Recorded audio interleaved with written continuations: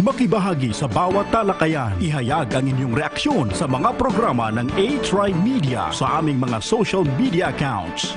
TriMedia-TV sa Facebook, TriMedia DZRJ 810 sa Twitter, at TriMedia sa Instagram. Makiisa sa bawat programa ng TriMedia sa social media, ang himpilan ng bawat Pilipino.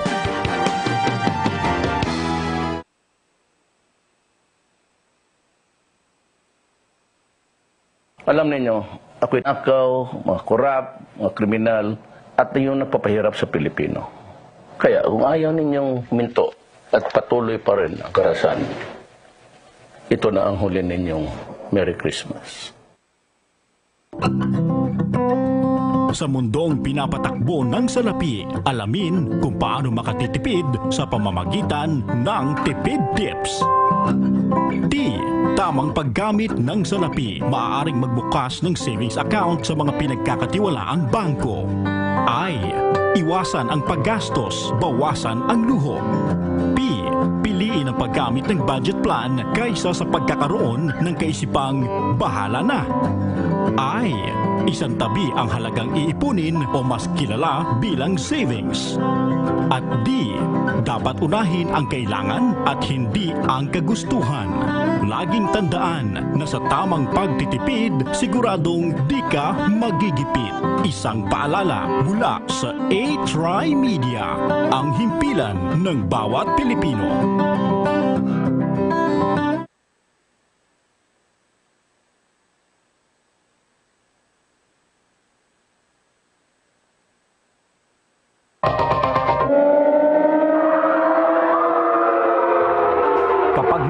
At nasa loob ng isang gusali, gawin ang duck cover and hold. Habang lumilindol, yumuko o umupo, magtago sa ilalim ng matibay na mesa at humawak hanggang humupa ang lindol.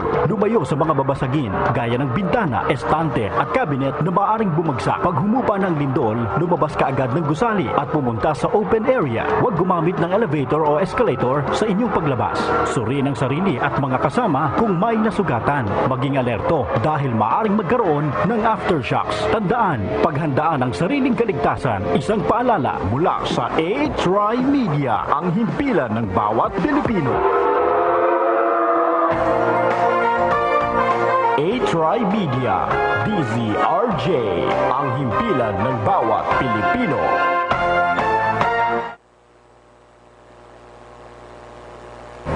Magandang gabi mga kaibigan. Welcome po sa Buhay Indie. It's 11:14 in the evening. We're up to 12 a.m. So it's been a very long while. We've been working on our documentary thesis project, and you guys are going to be watching that tonight. You're going to be seeing parts and a portion. It's basically just a portion of the whole documentary because we are still working on it.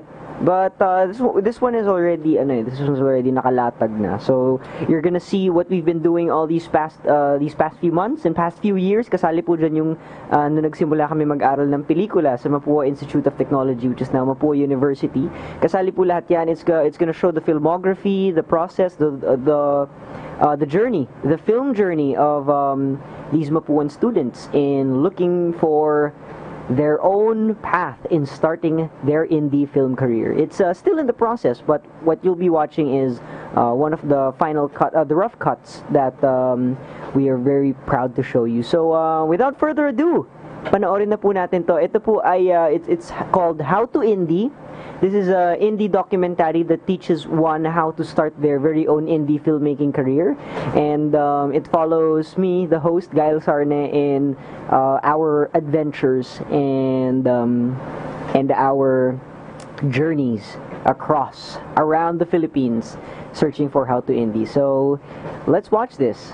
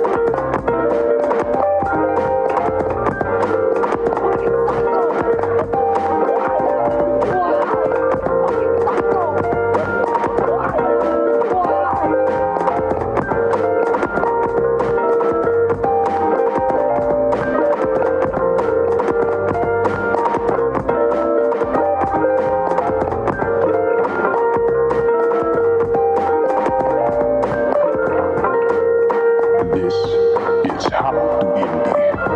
This is a documentation of my journey as a low-budget filmmaker. Gamitin kasi yung iPhone para sa dialogue sila because we can't afford microphones but we can't afford iPhones. iPhone para sa dialogue sila because we can't afford microphones but we can't afford iPhones. I am not rich, but passion for film. Hello and welcome to How to Indie. This is an educational documentary that will teach you how to start your own. This is an educational documentary that will teach you how to start your own. You're just thrown into the field without any prior knowledge. So I'm here to help you out. But before that, let me introduce myself as an indie filmmaker. This doesn't work. This is broken. I am Miguel Luis Sarna. At the age of 11, I started to become interested in filmmaking by creating film outputs inside open-world games like Grand Theft Auto San Andreas. With the use of in-game camera tools and a computer screen recorder, I was able to capture shots and edit them on my simple editing software.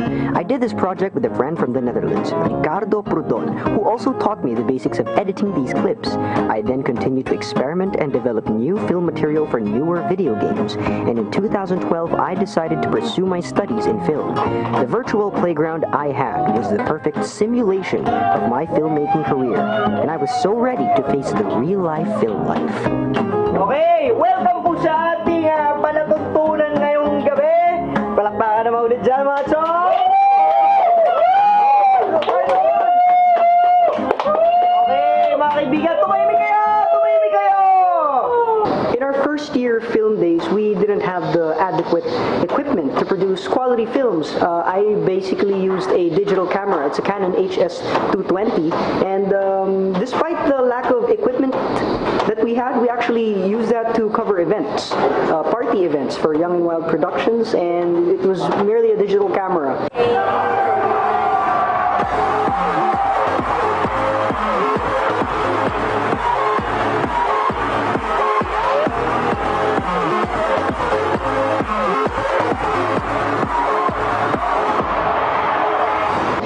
Because of the profit that we gained from that, we were able to upgrade to a DSLR. You see, it's one of those things that makes you fucking mad, man. But you know, we're good. We're good. I'm good. You know, in production, you gotta keep calm, keep yourself controlled and collected, because you can't go crazy on this, man. It's not what happened 5 seconds ago.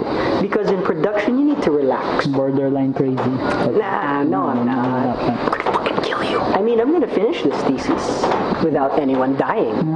Okay. So, this has been a very long process, and you know, they quite pressured me to to finish this tomorrow. Like basically tomorrow, not really tomorrow. I have like 2 days. You have one night. I have one night. This is the challenge of films. I'm gonna show you guys na kaya din naman. Wala kang oras, wala kang pera, kayang makagawa ng pelikula.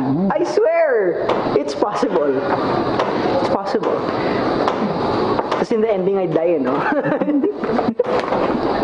In 2013, I was blessed with a DSLR. This is where the real film work started to blossom. I experimented with my camera and all its capabilities, and I was able to produce short video projects that looked oh so cinematic, even with just a kit lens.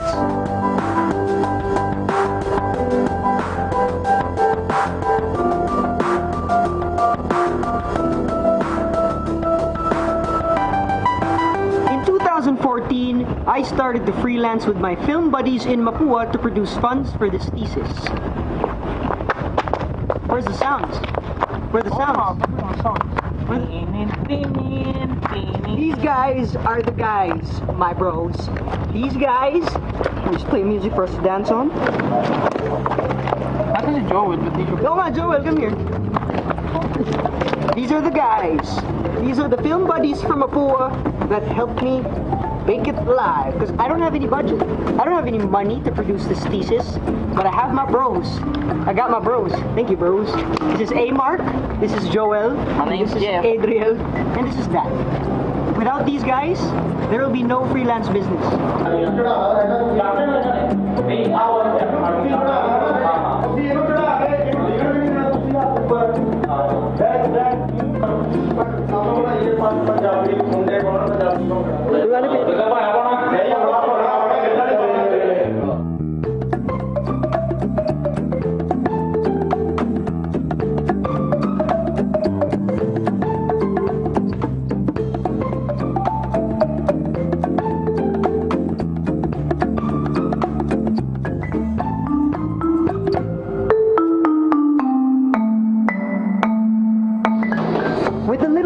And the team that we've put together, we decided to join the local school competition.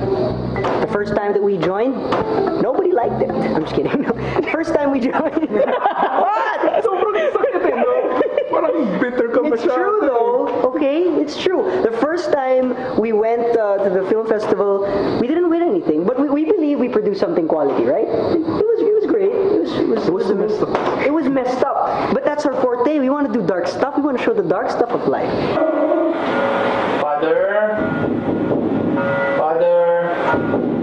Father, gising na po. On our first try, we did a film called Radyo ng Diyos. Sandali lang, iho. Bilang mo pa. And that lost. Second time we joined, it was about yung unggoy na raketa. Your friend, and you are friend.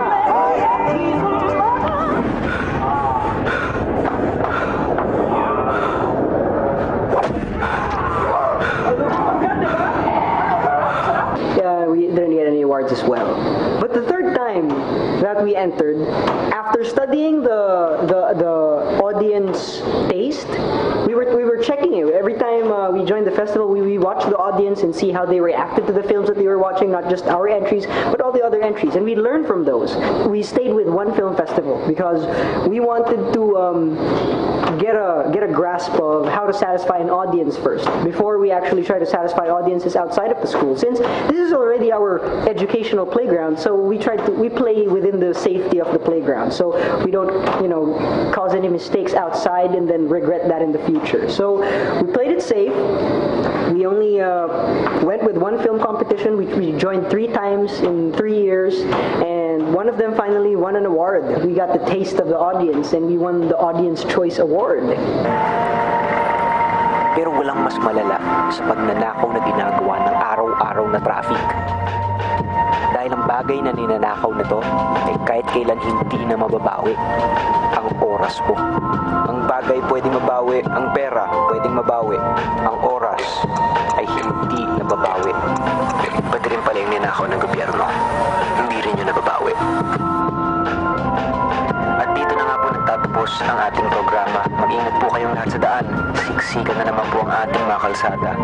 Huwag kalilimutang magdasal upang hindi tayo mamatay. Maraming salamat muli. Susunod na po si Father Noneth para sa Radyo ng Diyos. Now, a lot of people and even established film directors say that the biggest problem you're going to encounter in filmmaking is money. You can't make a film without money, they say. Oh, so meron pa ring mga misconception ng mga tao in regards with independent filmmaking. So independent filmmaking kasi, it's still a movie. It's indie because it's independently produced. It's not produced by yung mga like Viva Films, Regal, or Star Cinema. So basically, this is coming from the artist's pockets. Yung nagpa-fund. Hindi naman lahat. Iniiwasan namin yung magaling sa bulsa rin namin. Yes, we don't make a lot of money.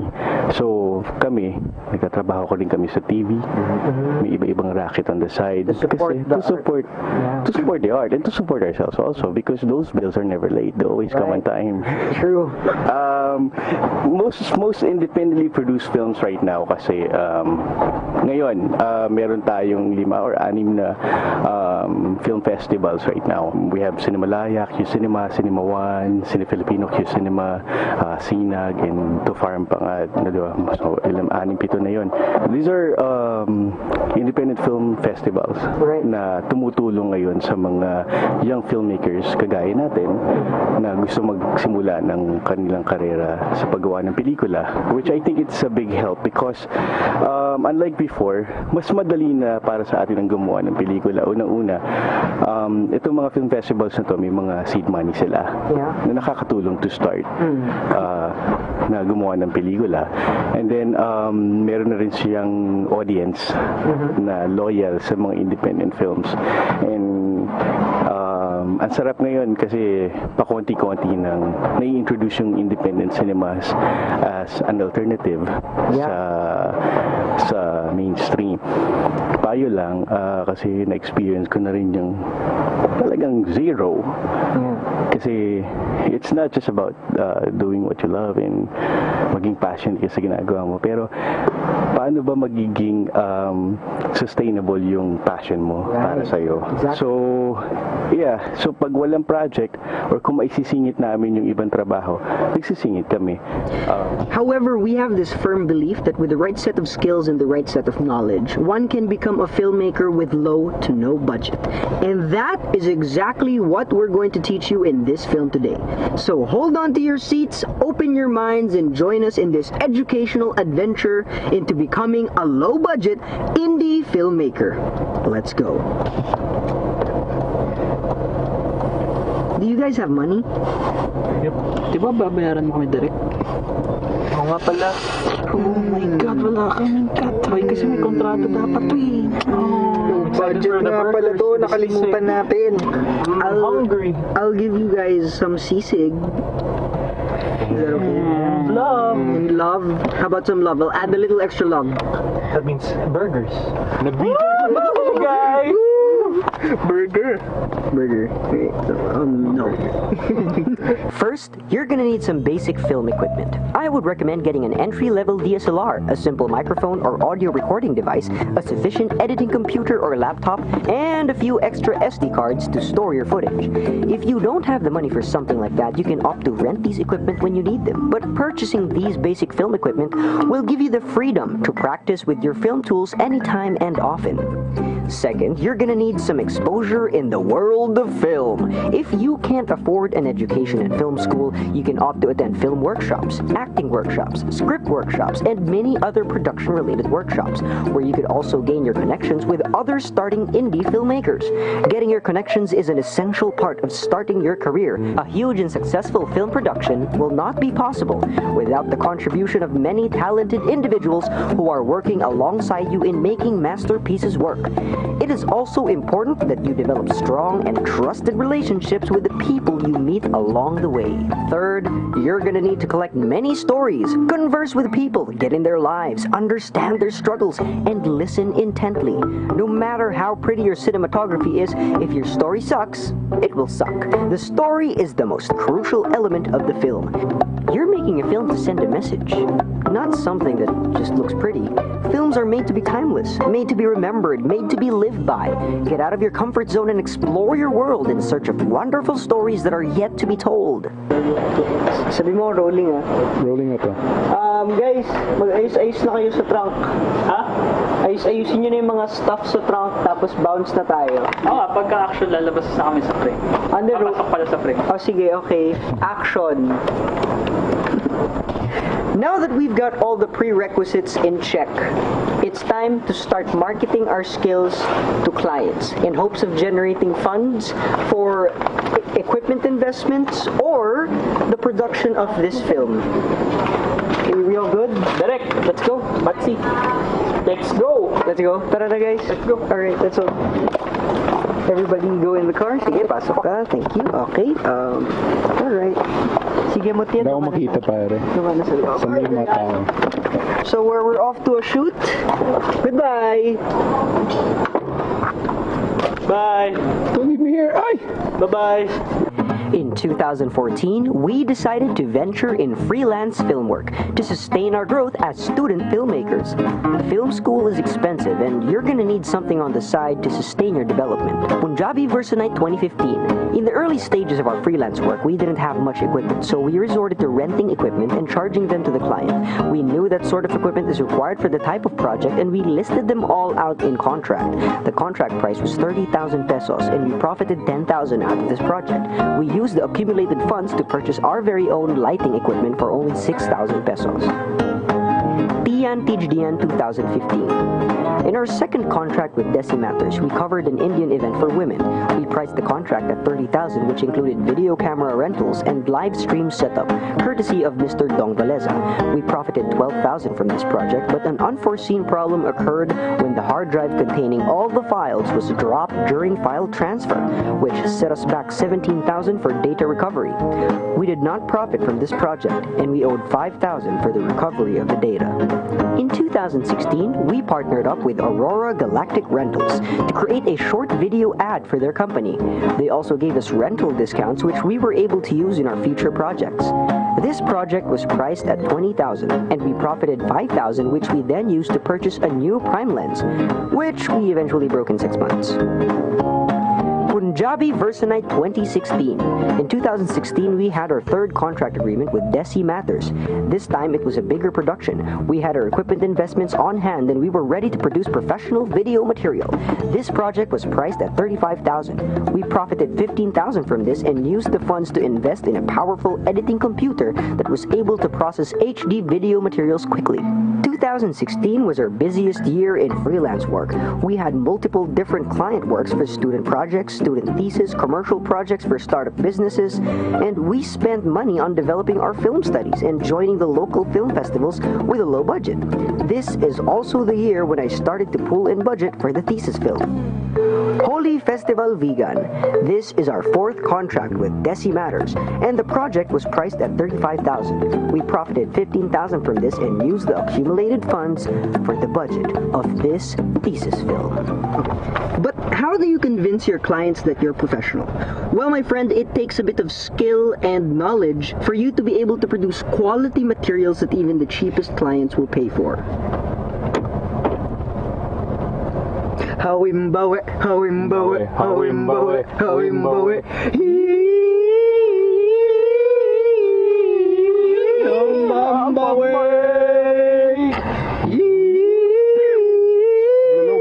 Oh shit, maglulubat. I have another battery here. Right here, motherfucker. I'm always ready.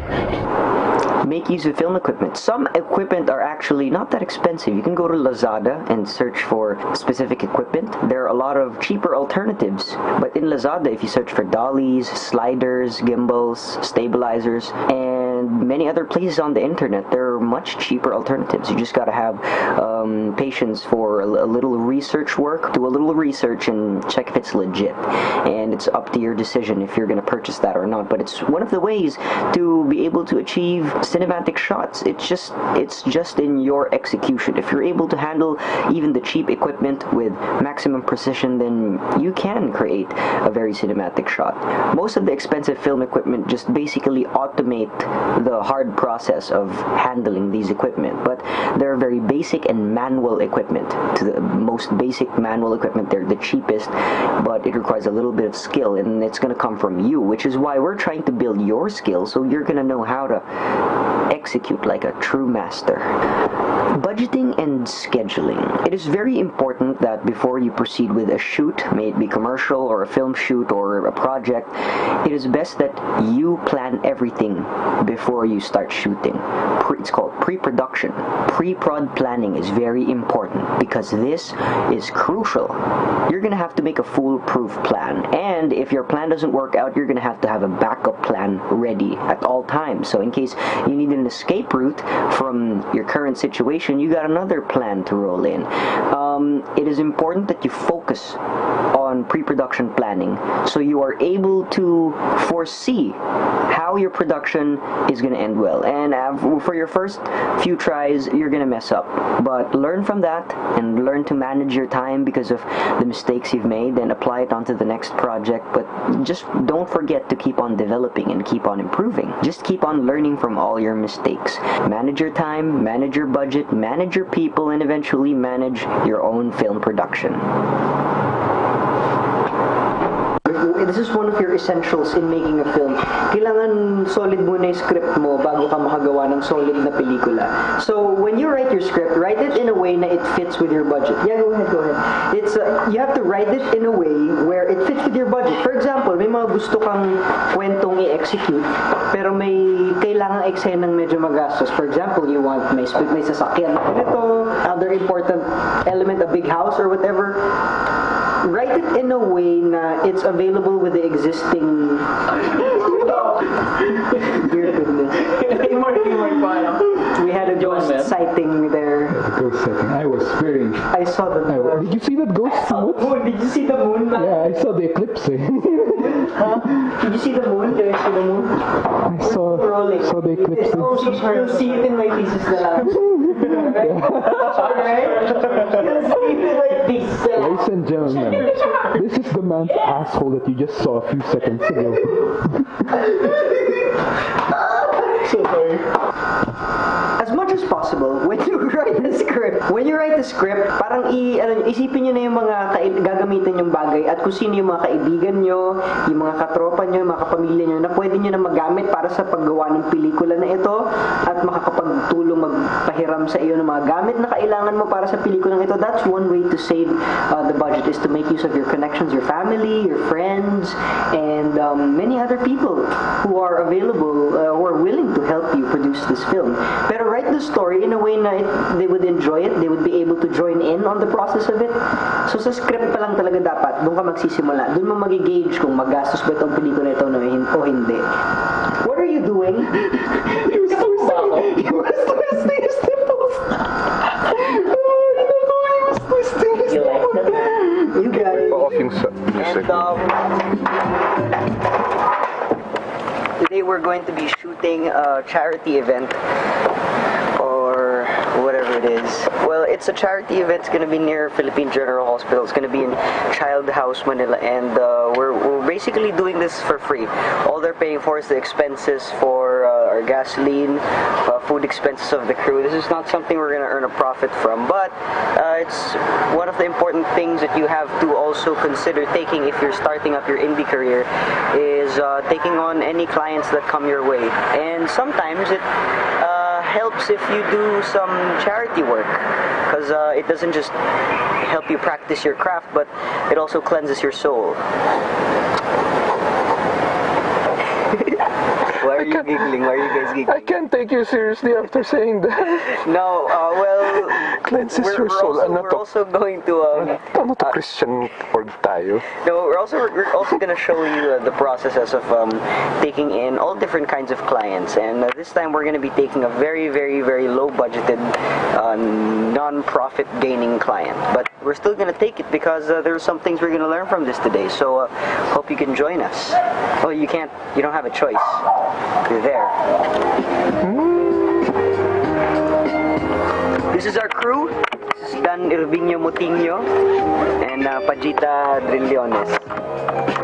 And they're all very, very, very sleepy. I brought a knife just in case.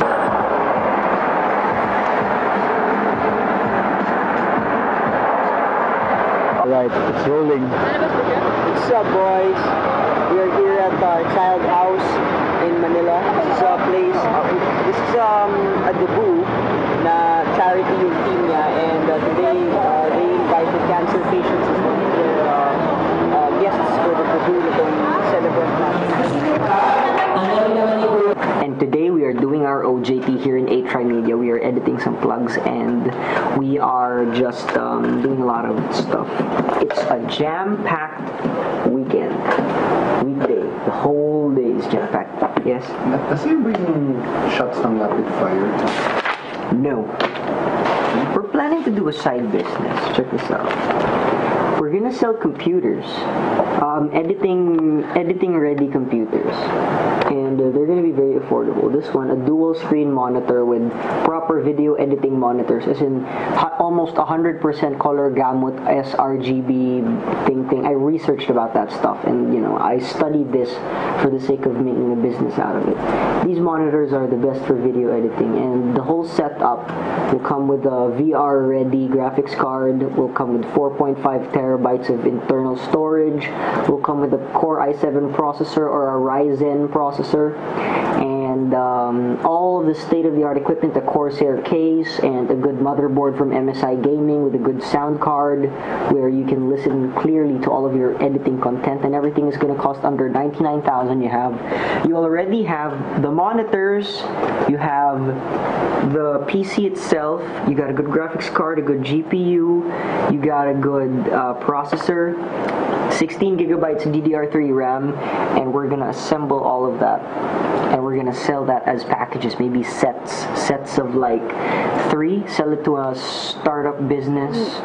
To make it very simple and to describe it to the people, what is indie filmmaking? That's kind of controversial, actually. I mean, there's so many... Maraming ang definitions, and there's no exact... But just to be simple, no, it's independent, no? It's a shortcut for independent. Independent, supposedly, from a studio or mainstream cinema. Okay? Pero you worked with both sides. I started with mainstream. No, I started with Himala. Mabubuking ang aking age. Himala, Sister Stella L. Yeah, I even joined Star Cinema. But I was also from theater, Filipino Educational Theater Association, where we had workshops, and that's where I started directing on my own. And then somewhere along the way, no, from mainstream, I got into directing. Malaalam kaya. I got to work with Ricky Lee, you know, all these people, no? Mike De Leon, Ismael Bernal.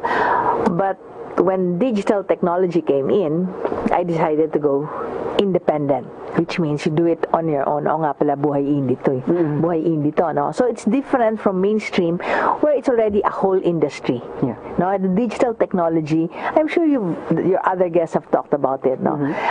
Because of the technology, there was an opportunity now, no, for even students like you to go into it, because it's now easier, it's now cheaper. Right. Diba? You can you really had to purchase reels for your film stocks. Very expensive. 4-minute, thousands. Diba? One film, millions. Okay?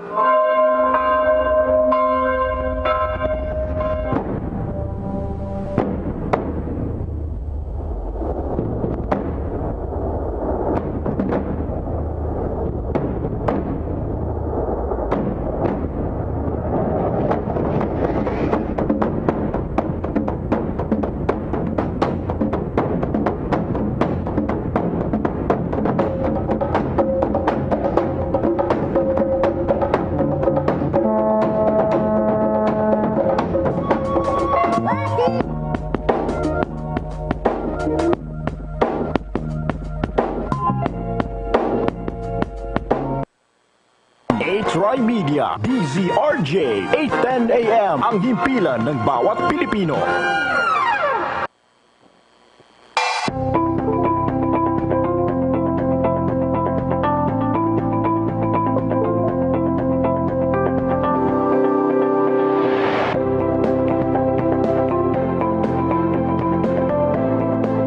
We deliver. Stand out and be the best.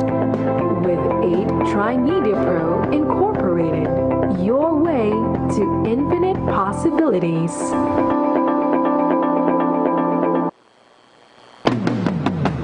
Makibahagi sa bawat talakayan. Ihayag ang inyong reaksyon sa mga programa ng TriMedia sa aming mga social media accounts. TriMedia-TV sa Facebook, TriMedia DZRJ 810 sa Twitter, at TriMedia sa Instagram. Makiisa sa bawat programa ng TriMedia sa social media, ang himpilan ng bawat Pilipino.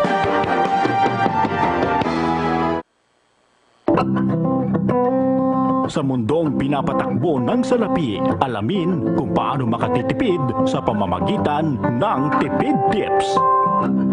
D. Tamang paggamit ng salapi. Maaaring magbukas ng savings account sa mga pinagkakatiwalaang bangko. I. Iwasan ang paggastos, bawasan ang luho. P. Piliin ang paggamit ng budget plan kaysa sa pagkakaroon ng kaisipang bahala na. I. Isang tabi ang halagang iipunin o mas kilala bilang savings. At D. Dapat unahin ang kailangan at hindi ang kagustuhan. Laging tandaan na sa tamang pagtitipid, siguradong di ka magigipit. Isang paalala mula sa TriMedia, ang himpilan ng bawat Pilipino. This program is brought to you by TriMedia Pro Incorporated.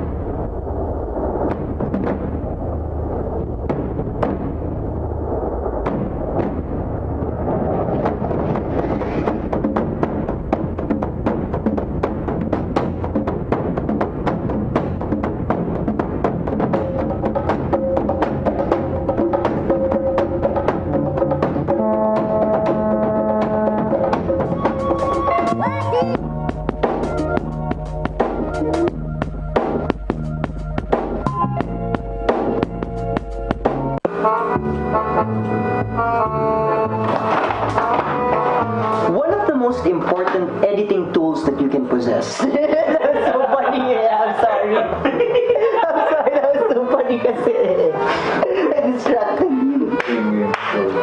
Alright. Sometimes you're gonna have to edit your own films. Not only does this give you the creative power to mold your film into life, but it could also be very efficient for production, because getting other film editors outside of your circle may be a bit expensive, but learning to edit on your own will be very helpful even in your future projects for developing films. Editing can be a very essential tool in your filmmaking because this allows you to create your story the way you see it, the way you it can also be very efficient. Sometimes you're gonna think it's complicated to learn how to edit with all the complicated software and everything, but everything is available online. The tutorials, the instructional videos, they're available for search on Google and on YouTube. You can find YouTube tutorials for specific softwares, and you can refer to those videos if you want to learn how to start editing on your own. Recommended software to use if you want to start editing with simple clips is Sony Vegas, but if you want to go a little bit more professional and want to have a little bit more creative control and professional control over the quality of your film, you should choose Adobe Premiere. But if you're on the MacBooks, if you have a little extra money and you want to edit on a MacBook, you can, anong tawag nun? iFilm, iStudio ba yun? iPro, something. Final Cut. If you're on Macs, you get Final Cut. It's basically, it's similar to Adobe Premiere Pro, and it's for professional video outputs. And of course, you have to put a little money aside in saving up for purchasing the licenses for using these softwares. And I downloaded them. We're sorry, we're indie. Hey, we'll pay soon when we get rich. But it's a test tool. We're not using this for promotional, for profiting purposes.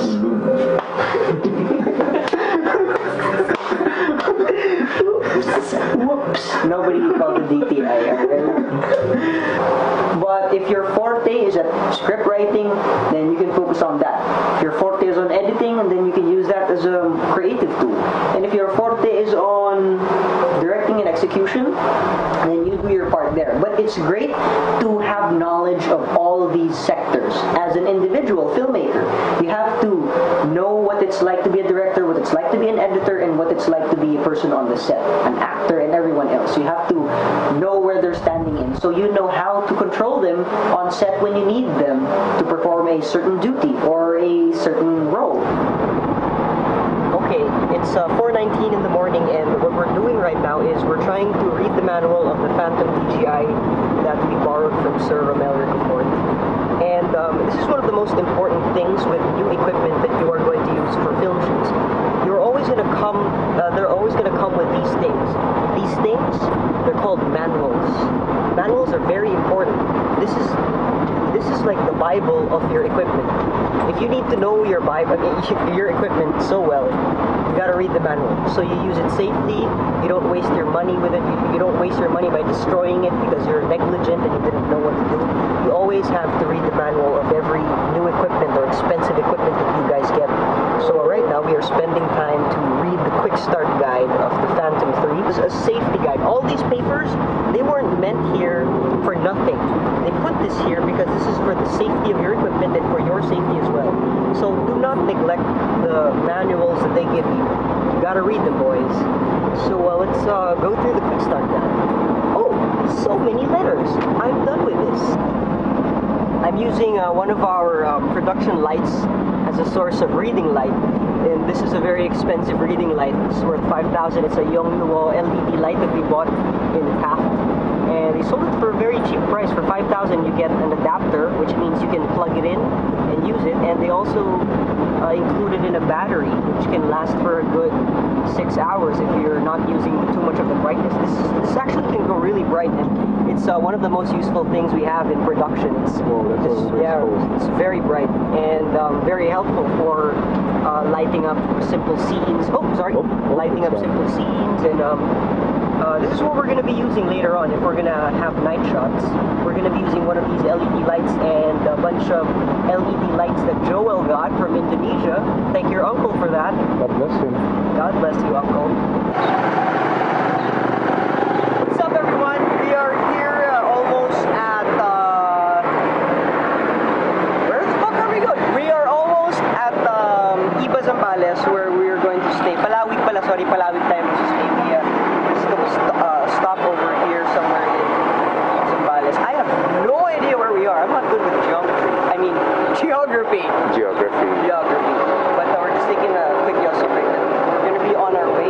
Yep. This is a van that we rented. It's actually a UV Express. We got it for $3,000 plus the driver. But, you need special privileges to be able to get that done. Of course. Kailangan talaga madiskarte guys.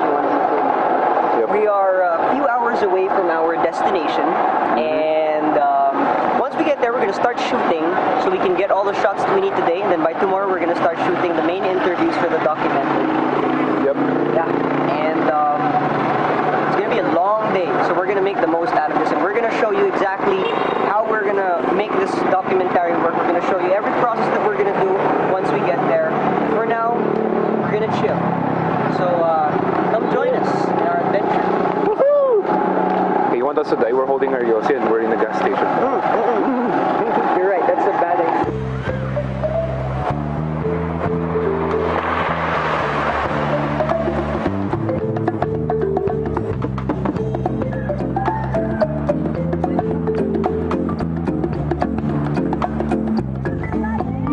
You're shooting a documentary.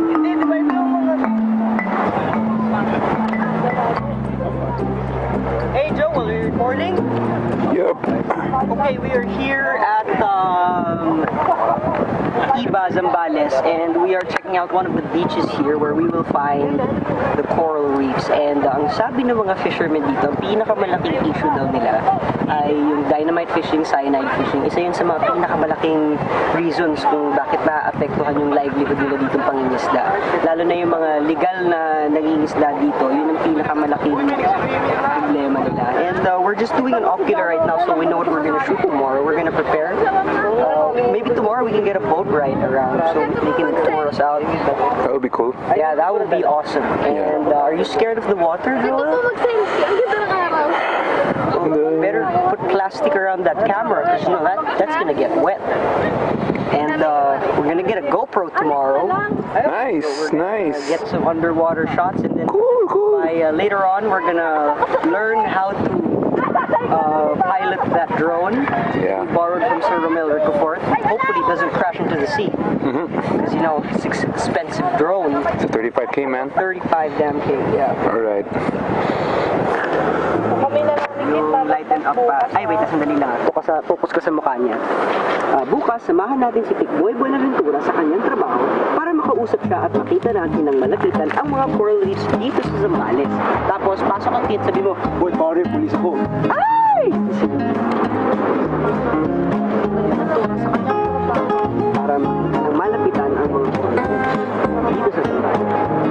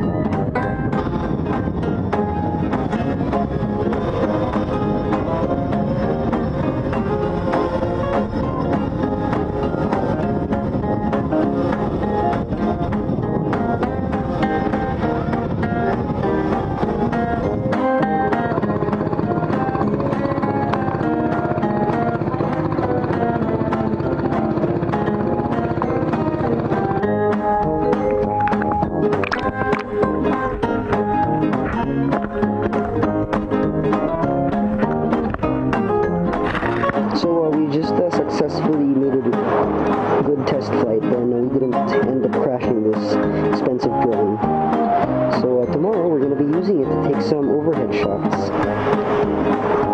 Thank you, Sir Romel Ricofort. We love you.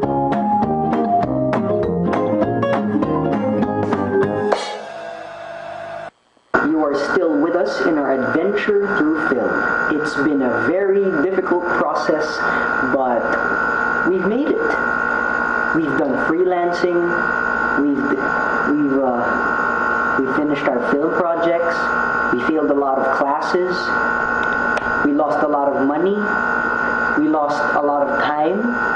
We destroyed relationships. We basically dug our own graves already. We're all ready to be dead right now. But this is how dedicated we are to the life of filmmaking. Like, we're ready to bury our bodies to make this film. Do you guys agree with me? Yeah. Of course. Can do. Yes. Alright, my boys are in the same track, ladies and gentlemen. Because we're all in this together. We all started film school together, so I am blessed enough to have them alongside this journey. So one of the most important things you have to develop as well is your friendships and connections with the people you are going to make films with. Because, you know, these people are going to stay with you for a very long time. Because if you work on a story together, if you guys worked on together into making a story, it's going to create a connection, a relationship, a family feeling. So you gotta maintain these relationships. Love your friends, respect your friends. Sometimes you have to be a little bit extra tough on set. You have to remember that you are not on set to be everyone's friend. Sometimes you have to be very strict because they have to respect you and they have to listen to you you have to have control over the set. You're there to work as a person to create images. You have to have your absolute loyalty to making this film work. So if there's anything to compromise that ideal of being very strict, then do not compromise. Be very strong and be firm in completing the film task at hand. At may mga ibang pelikula, Paps, mga chong, hindi makontrol ng director yung artista. Hindi dapat ganun. Yung director yung nagbumold ng pelikulang ito, hindi naman yung artista. You hired the artista to act, not to control this film. Am I correct? So, may mga artista dyan, may mga ego na kasi. Gusto nilang makontrol yung pelikula. We have to find a way to earn this artista's respect in believing that this is, you have control over this. So, you really have to be tough minsan. You have to show them that you have a certain ego and I don't know, man. Being a filmmaker, you really have to go with the personality. You know, you have to wear a certain personality that's universally understandable to everyone, that this is a respectable personality. So if you start acting yourself, you know, when people give you the advice, just be yourself, everything's gonna be fine. On set, you're gonna have to be someone else talaga eh. Like, no matter how nice you are or how mean you are, on set, you have to put on this persona of authority that people will believe for you to be able to efficiently and effectively create the film task at hand. Napapansin ko mga Pilipino madalas nang nahihilig sa mga indie films. Hinahanap-hanap na siya ng mga Pilipino. Kaya ito ang tinuturo namin sa inyo ngayon sa dokumentaryong ito. Kung paano maging isang indie filmmaker. Ibig sabihin ng indie filmmaker is that you're independent. Ikaw mismo ang nagpapatakbo ng pelikulang ito. Independent means you're not controlled by a mainstream star system. You're not controlled by a big corporation behind you. You're not controlled by money and expectations. You're controlling your own film. You're independent. You are the maker of this film.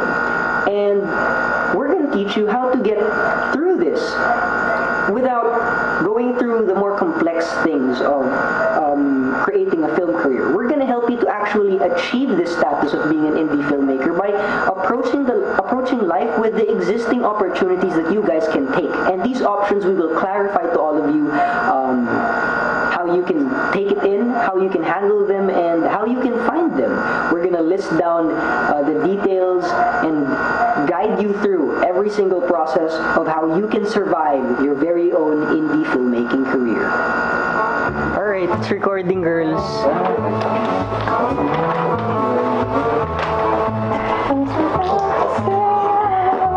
So, pasok tayo muna. sa chair. Okay na to. Okay na to. Ito ba si Imart? Imart, baba niyo. Pasok ako ng TV. Kita ako. Oh no. Are you sure you wanna do that? I think you have to go. Hindi, okay na yan. Okay na yan. Kita na siya. Sir, can I step on your balong-balonga? Almost. Yes, balong. Alright, ladies and gentlemen, now that we have the basics covered, let's try this out on the real world. And we challenge you guys to take on this life challenge of becoming a filmmaker. But before you guys set off, why don't we hear from our friends? Mga advice nyo sa mga taong gustong sumabak sa kanilang buhay pelikula? May advice ba kayong maibibigay sa kanila bago nila isakripisyo ang buhay nila sa bagay na ito? So, bali, advice ko lang is, since indie filmmaking, ingatan nyo gamit nyo kasi, alam mo kasi, precious ang gamit ng mga indie filmmakers kasi, alam mo, gamit mo yan eh, sarili mo yan eh, unless may sponsor ka, rental. Pero parang mas mahirap nang mawala yun eh. Mas mahirap nga rin yun, pero yun nga lang din. Ingat-ingatan yung gamit nyo, tutukan nyo palagi, at least 1 or 2 may nagbabantay ng gamit nyo. Protect your item. Isang advice lang is just do it. Just do it, man. Yes. Kahit panghinaan ka ng loob, kahit malapit na yung deadlines, just do it. Kasi minsan, passion overcomes fears, ganyan. So, right. Parang yun lang to. Just do it. Yeah, we're just winging it right now. Ikaw na. Film is, oh no. How to indie? Well, namatay na yung ilaw namin, so I guess that's the end of the show. Just kidding ko lang ba? Siguro another advice ko po is charge po tayo mga Charge muna tayo mga Always charge it. That's what I was about to say. Tama po sa mga nangyayari. Naunahan ka nung light. Wala eh. Pero at least may ilaw ka. Magpasalamat ka. Spotlight. Okay, Joel, your advice. Siguro yung advice ko, don't be afraid to over-exaggerate things. Fiction naman to eh. It might offend some people, pero it's just a joke. Para sinabi yung joking filmmaking. I get what you mean because it's since parang you're allowed to be as creative as you want since we're telling people it's fiction then Alam mo, you have delivered. Can you lessen the lights? No. We need lights, man. This is indie. Pag walang ilaw na baterya, cellphone. Ikaw pare, ano advice mo bilang isang naging aktor at mga tagasulat ng poetry? Anong advice mo sa mga gusto magsimula ng kanilang indie film? Well, those who are planning to act, I can advise is don't be afraid to improvise your character. If you feel like you can add additional flavor or extra niche to your character, you claim your character, so you don't be afraid to improvise. If you feel like you can add an extra line or you can exaggerate the character that you are, and like what I said, if you think you can act it better than it is written on script, then go for it and don't be afraid, because if you do that, you bring the character to life, not just you as an actor, but actually the actual character that is on the script. You bring it to life to the point na you are not anymore who you are, but the character you portray. Beautiful. Alright, and I guess that about ends it for How to Indie. Thank you so much guys for joining us on this educational adventure. We hope you guys learned and we hope you guys bring this along throughout your career. And don't forget us, we are your bros, mga tropa mong tumulong sa iyo sa pag-angat sa iyong buhay bilang isang indie filmmaker. Maraming salamat and good luck. Bye-bye! Don't forget to press the subscribe button. This is not a YouTube channel. This is my thesis. Have some respect. And follow all social medias, Facebook, smash the like button. Sell this DVD. Details on Betamax. Every link to our social network is written in the description. Down below. One like is one prayer. So don't forget to subscribe and we're out.